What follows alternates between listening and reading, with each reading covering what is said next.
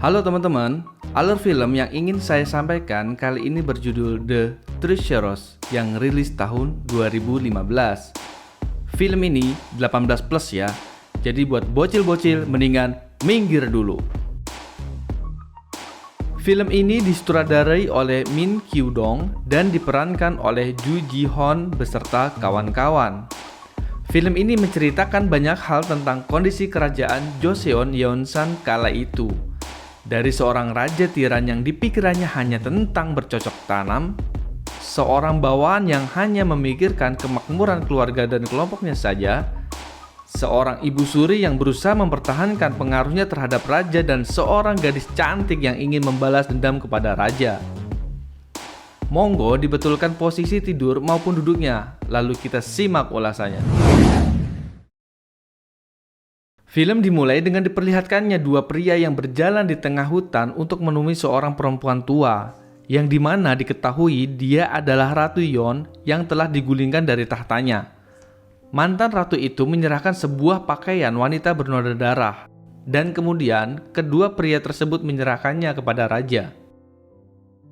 Kedua pria itu menyampaikan ke raja jika pakaian itu adalah pakaian ibunya saat dia dibunuh, yang bahkan raja sebelumnya berusaha menyembunyikan fakta tersebut.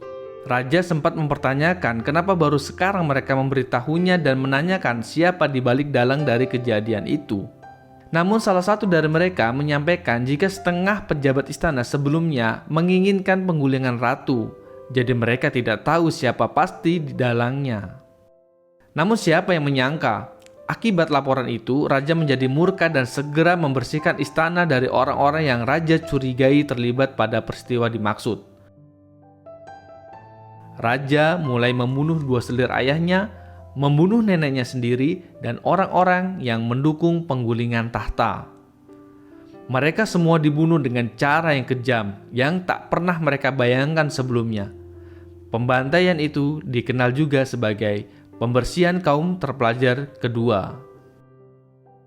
Di setiap kesengsaraan selalu ada pihak yang bahagia. Begitupun di kerajaan ini. Ada dua pria yang bahagia di atas kejadian itu. Mereka adalah Menteri Im Song-jae yang kita sebut saja Im Muda, dan ayahnya Im Sa-hong atau Im Tua. Mereka diceritakan sangat berbahaya karena kelicikan mereka yang memanfaatkan posisinya yang dekat dengan raja untuk melancarkan semua skenario-skenario busuk mereka.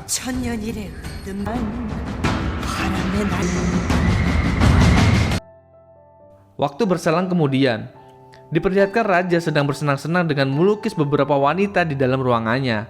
Di sana juga ada dua menteri Im. Kemudian raja memanggil mereka dan menunjukkan hasil lukisan itu.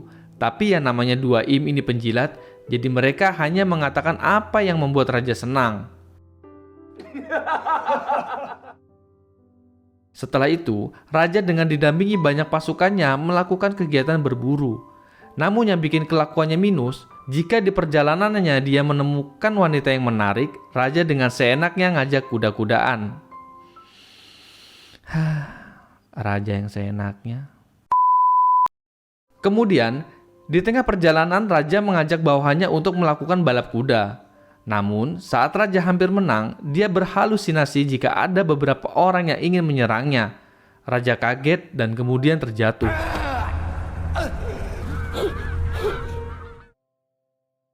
Namun saat dia melihatnya lagi, ternyata itu hanya sekumpulan bangau yang sedang terbang. Adegan berpindah di mana raja sedang terapi oleh permaisuri kerajaan atau ibu suri, yang dimana orang itu adalah ibu tiri raja. Di tengah prosesnya, dua Im datang dan menawarkan proposal kepada raja. Im Muda menyampaikan jika raja memberikan cahayanya kepada para wanita Joseon, maka kegelapan di diri para wanita itu akan hilang dan raja akan sembuh dari semua penyakitnya. Mendengar itu, ibu suri marah dan menyatakan raja sedang tidak sehat untuk hal tersebut. Namun, Im Muda tak peduli dan terus meyakinkan raja. Malam harinya saat raja ingin tidur, Im Muda datang dengan membawa sebuah buku yang isinya adalah daftar nama yang entah apa itu. Namun dari reaksi raja, dia mencurigai beberapa menteri yang seakan senang ketika dia hampir celaka saat jatuh dari kuda. Adegan kembali berpindah ke sebuah aula di mana raja mengumpulkan semua menteri dan stafnya. Raja ingin mencari wanita di seluruh penjuru negeri yang cocok dengannya, yang dapat memberikan dia penerus. Kemudian, raja memerintahkan kedua menteri Im untuk merekrut wanita cantik dan diberikan wewenang penuh untuk itu. Kedua Im menyanggupinya.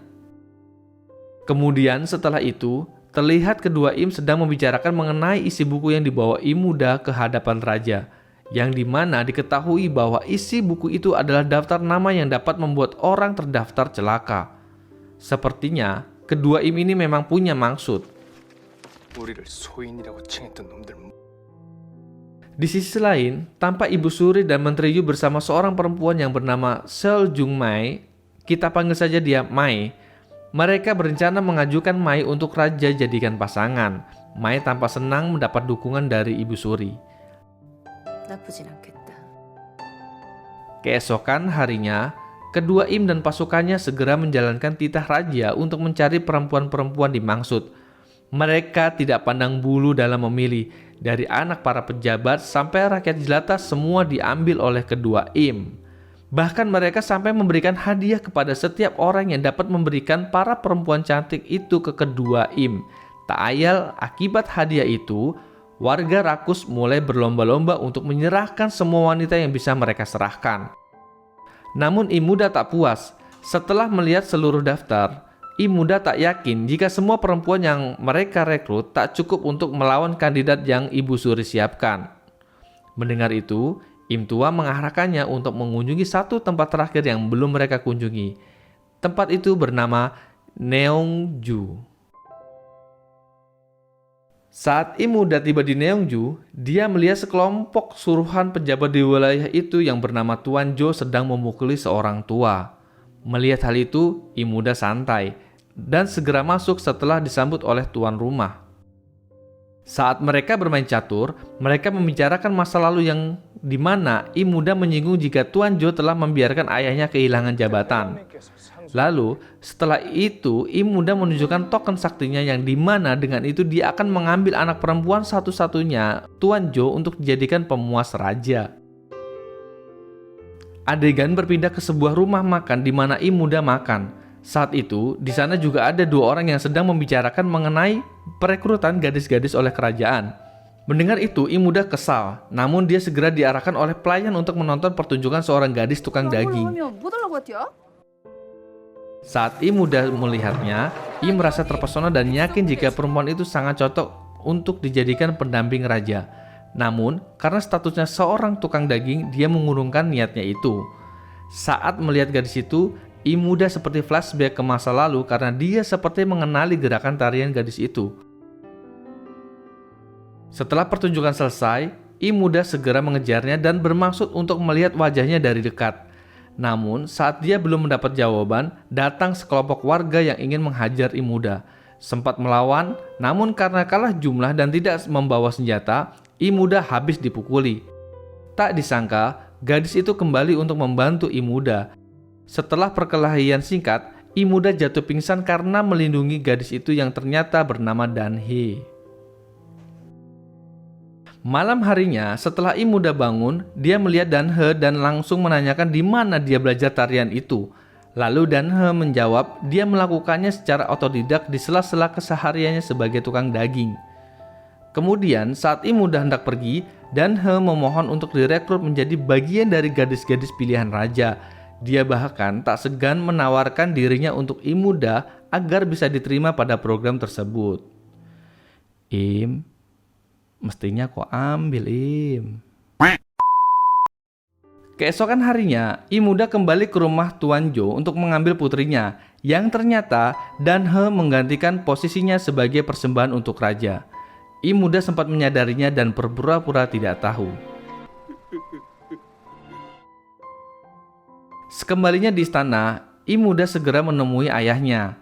Namun, kejadian tak mengenakan menimpa Dan Hee. Dia hampir saja diprikitiu oleh beberapa tentara. Namun, karena pertolongan Im muda, dia terbebas dari musibah itu. Sempat tentara berbicara jika tindakannya sudah mendapat izin dari Im tua. Im muda tidak percaya. Kemudian Im tua muncul dan membenarkan jawaban itu. Im Muda marah karena dia merasa telah menemukan teratai yang cocok untuk raja.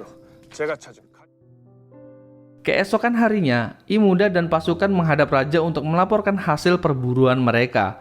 Raja sangat senang dan segera memandu mereka masuk istana. Kemudian, raja mengajak mereka untuk masuk ke universitas kerajaan. Namun, hal itu mendapat protes keras dari pejabat di sana. Tetapi namanya Raja Tiran, dia tak peduli dan memaksa mereka mematuhi perintahnya.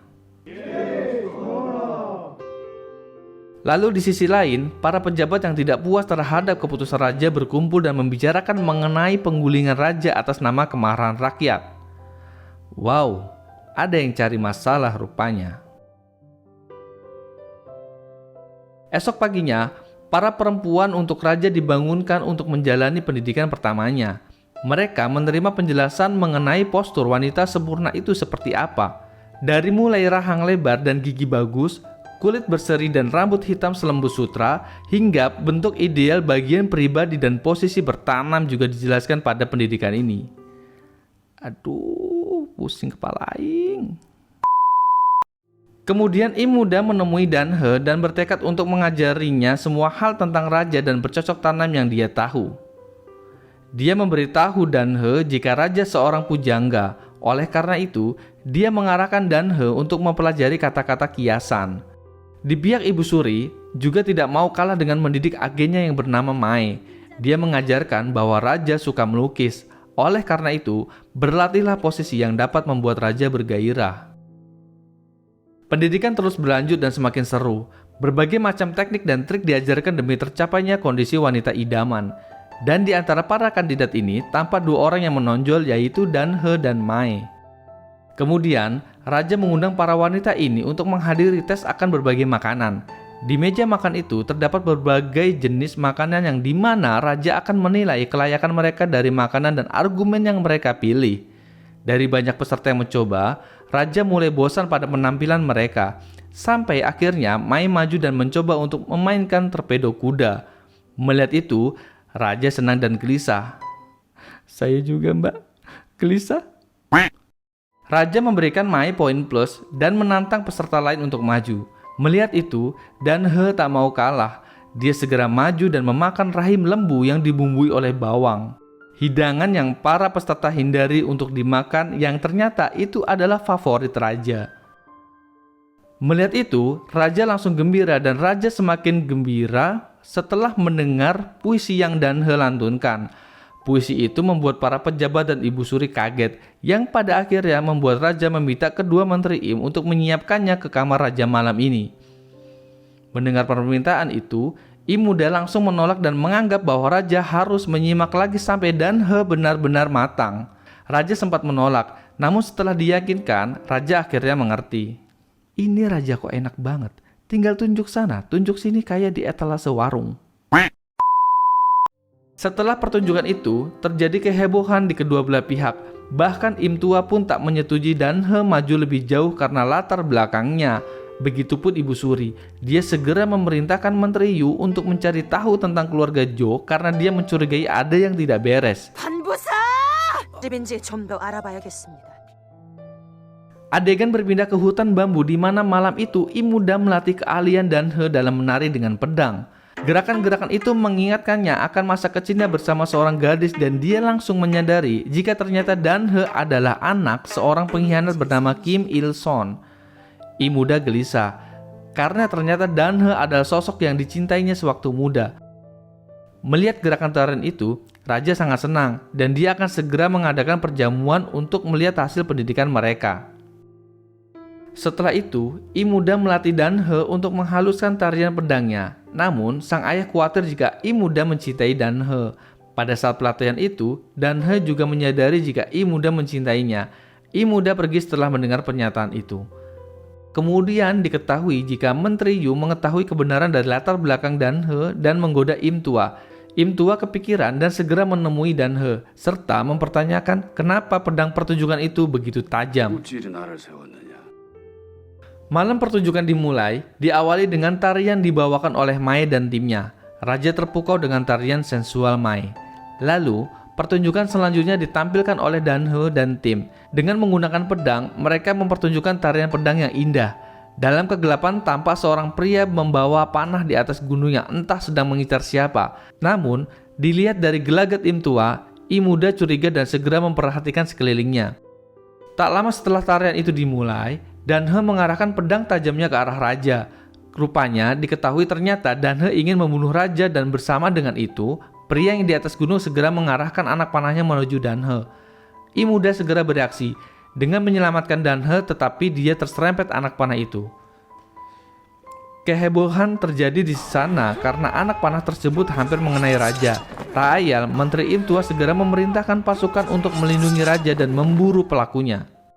Rupanya anak panah itu beracun, sehingga Im muda harus diobati menggunakan penawar khusus. Tak disangka, Im tua memiliki penawarnya, dan yang lebih mencengangkan, rupanya Im tua adalah dalang di balik penyerangan terhadap Danhe. Im tua tak ingin Danhe menjadi permaisuri karena dia dianggap akan memiliki maksud tertentu. Oleh karena itu, Im tua ingin menghabisinya. Malam itu, Im muda melawan ayahnya dan menegaskan bahwa dirinya adalah raja di atas raja yang saat ini sedang memainkan sebuah permainan yang menentukan masa depannya. Setelah itu, kedua Im menghadap raja dan membahas mengenai pembunuh itu.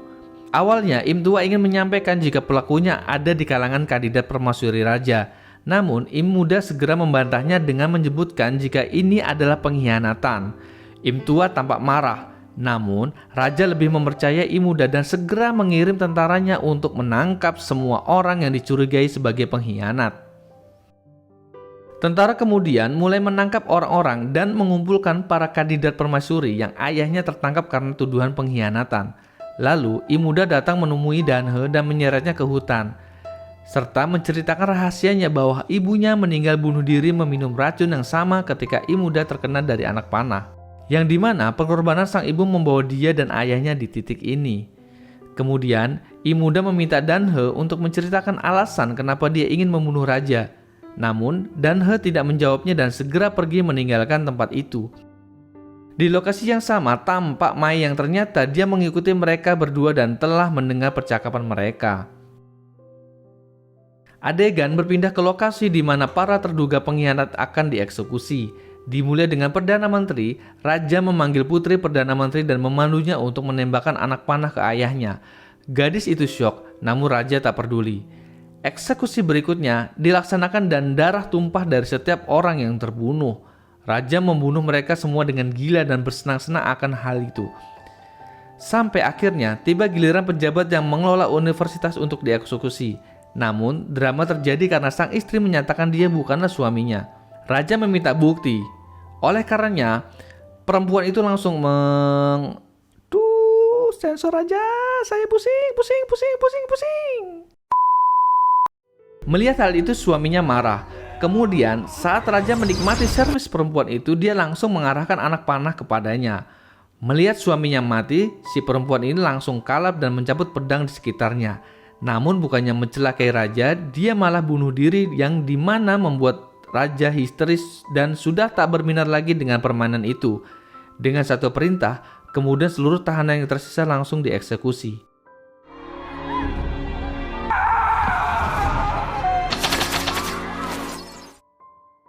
Setelah hari eksekusi itu, Im muda memerintahkan semua wanita termasuk Danhe untuk meninggalkan istana dan kembali ke rumah mereka. Hal itu dilakukan sebagai upaya untuk mengaburkan upaya penyelamatannya terhadap Danhe. Namun, rencananya tak berjalan mulus karena Mai menemui Menteri Yu dan memintanya untuk memasukkannya kembali ke istana. Kemudian, Menteri Yu segera menyampaikan ide di hadapan para menteri lainnya agar finalis dari kontes ini, yaitu Danhe dan Mai, untuk bertanding memperebutkan kursi permaisuri raja. Im muda langsung menolak itu, namun raja tak peduli dan tetap menurunkan perintahnya. Setelah itu, Im muda menemui Mai dan melampiaskan kemarahannya terhadap Mai. Hal itu disaksikan oleh Menteri Park, yang kemudian malamnya Menteri Park mengirimkan sebuah pesan ke Danhe. Tak diketahui apa isi pesan itu. Setelah itu, Im muda memanggil Danhe dan mengajarkan pelajaran terakhirnya. Im muda menyampaikan jika Danhe tak boleh keluar duluan maupun membiarkan raja keluar duluan, karena mereka harus keluar bersama. mereka harus keluar bersama untuk menikmati keindahan sekitar istana. Kambing. Raja lalu memanggil keduanya dan segera memberikan kedua wanita cantik ini kontes terakhir. Namun, kali ini mereka diberikan hukuman bagi yang kalah, yaitu kepala yang kalah untuk peserta yang menang. Imuda dan lainnya terkejut, namun mereka tak punya pilihan lain selain mengikuti perintah raja. Adegan dimulai di mana keduanya bertanding dengan saling memberikan stimulus pada diri lawannya. Ampun bos. Skip. Setelah pertarungan menegangkan antara Danhe dan Mae, pertarungan dimenangkan oleh Danhe dengan skor mutlak. Saat raja akan memenggal kepala Mae, Danhe melindunginya. Kemudian raja memerintahkan Mae untuk menjadi pelayan Danhe dan meminta Danhe disiapkan esok malamnya untuk melayaninya. Adegan kemudian berpindah ke sebuah aula di mana raja dan Imuda berlatih pedang. Setelah permainan singkat, raja kemudian meminta Imuda untuk menyampaikan permintaannya. Imuda kemudian meminta agar raja mengambil permaisuri lain selain Danhe. Raja kemudian bertanya apakah dia mencintainya. Imuda mengaku. Raja sempat marah dan segera mengarahkan pedang ke lehernya. Namun Im tak bergeming. Raja kemudian histeris dan menyesali sikapnya yang tak pernah memikirkan perasaan Imuda. Saat raja hampir memberikan apa yang Im inginkan, Ibu Suri datang dan menenangkan raja di pelukannya. Adegan berpindah ke lokasi Danhe yang dimana Imuda datang menjemputnya. Rupanya, Imuda berusaha untuk membawa kabur Danhe ke tengah hutan. Namun, di saat dia meminta Danhe untuk keluar dari keretanya, ternyata yang keluar adalah Mae. Tentu hal itu membuat Imuda terkejut dan segera berkuda kembali ke istana. Di sisi lain, rupanya Menteri Park menyiapkan Danhe dan mengkondisikan pasukan untuk membunuhnya usai Danhe menyelesaikan misinya. Setelah Danhe bersih-bersih, dia segera ke kamar raja untuk melakukan tugas berkudanya. Sempat lari-larian kayak film India, akhirnya adegan sebenarnya akan dimulai. Tapi sebelum itu, kita lihat perjuangan Imuda dulu dalam upayanya menyelamatkan Danhe dari tindakan gilanya. Sempat dihalangi oleh ayahnya dan pasukan penjaga, Imuda tidak bisa berbuat banyak. Kembali ke adegan di dalam istana. Saat raja hampir mendapatkan Danhe, kemudian Danhe mengambil pisau dan mengarahkan ke leher raja. Ketika Danhe ingin membunuhnya, Menteri Yu tiba tepat waktu menangkis serangan tersebut.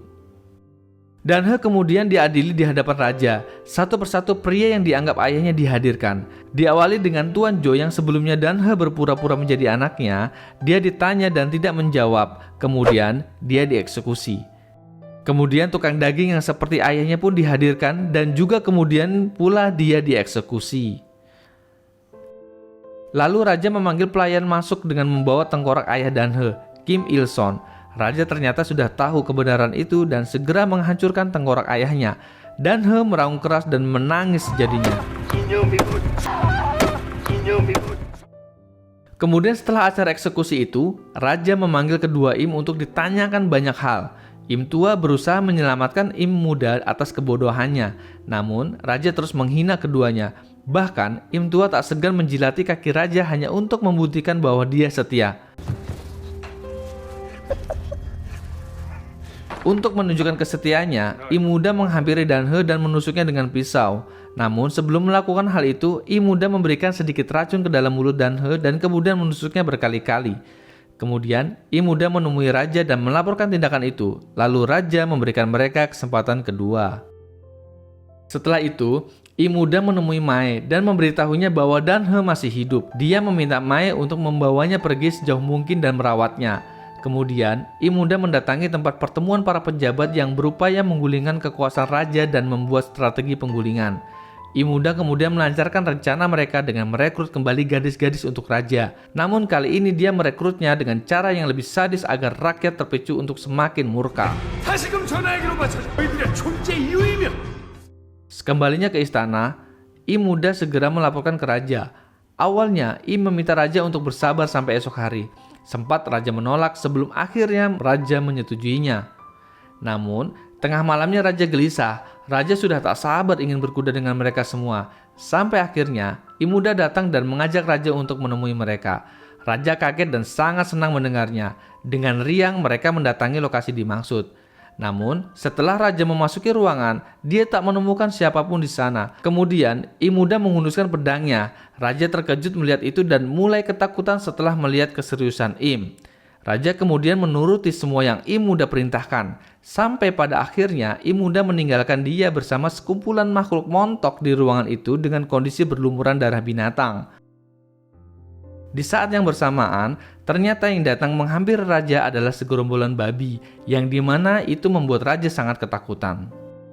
Setelah mengurung raja, Im Muda memberikan sinyal kepada Menteri Park yang setelahnya memimpin rakyat melakukan serangan ke istana. Saat di pintu gerbang, rupanya ada Menteri Yu yang membantunya membuka gerbang dari dalam. Dengan penuh kelicikan, Menteri Yu segera berpindah kapal dan menunggu penuh pemberontakan itu. Adegan berpindah ke ruangan raja di mana Dan He masuk dan bertemu Im Muda yang menyamar sebagai raja. Di saat mereka bertarung dan Im Muda kalah, di situ diketahui jika Im Muda sengaja kalah agar dapat dibunuh oleh Dan He agar dapat menyelesaikan penyesalannya. Namun, tak disangka Im Tua muncul dan kemudian memanah Dan He. Im Tua salah mengira, dia pikir itu adalah raja. Ternyata itu adalah anaknya, Im Muda. Terjadi perdebatan antara ayah dan anak di sana. Sampai akhirnya, Im Muda menusuk dirinya sendiri dengan pedang agar dia dapat terbebas dari derita itu. Im Tua semakin marah dan menganggap Dan He adalah akar masalah dari semua ini. Im Tua langsung menyerangnya yang kemudian dia dipanah oleh tentara yang masuk ke ruangan itu. Tak cukup satu panah, para tentara melepaskan beberapa panah lainnya yang akhirnya membuatnya tewas. Kemudian, Menteri Park masuk dan memberikan Im Muda satu permintaan. Im Muda minta Dan He untuk dibawa pergi sejauh mungkin dari dirinya. Kemudian, setelah mengabulkan permintaan itu, tentara membakar ruangan raja bersama Im. Kemudian diceritakan jika perempuan itu alias Dan He dan pengkhianat Im mati dalam peristiwa itu, dan kerajaan dipimpin oleh pengkhianat baru. Namun, dalam ending film ini disampaikan jika keduanya masih hidup dengan ditampilkan sedang melakukan pertunjukan tarian pedang. Film selesai, ending yang berkuda-kudaan. Ya, itulah alur cerita The Treasure Rose yang dirilis pada tahun 2015. Salah satu pelajaran yang dapat kita petik, jangan serakah sama apapun itu, termasuk ke perempuan. Semoga teman-teman suka dengan ulasan saya. Mohon maaf apabila terdapat kata-kata yang kurang berkenan. Salam nomor 6.